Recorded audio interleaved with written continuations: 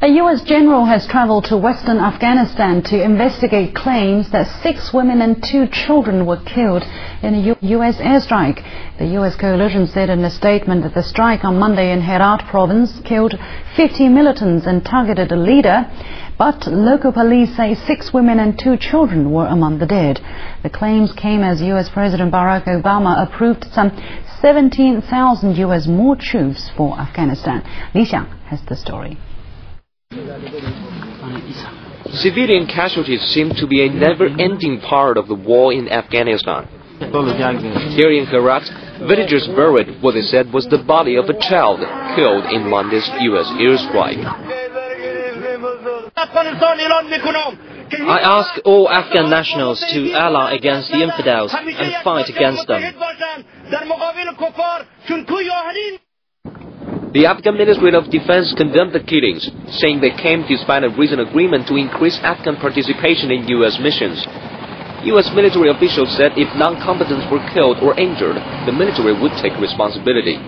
But they added that insurgents sometimes surround themselves with women and children. This is highly emotional events, like when a soldier is going down there and you see the bodies of innocent people. It really touches you. We have children. We are deployed here. We are soldiers, but we understand that we are here to protect the people. And if an unfortunate event has taken place, we will draw the lesson, but because we really do not want this to happen again.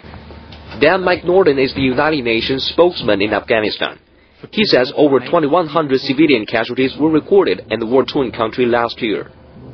2008 saw an increase in the number of civilian casualties caused in Afghanistan.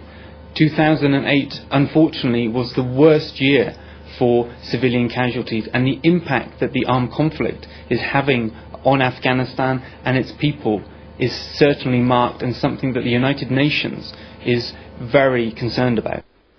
U.S. President Barack Obama announced on Tuesday he was deploying an additional 17,000 U.S. forces to Afghanistan to bolster the 33,000 already in the.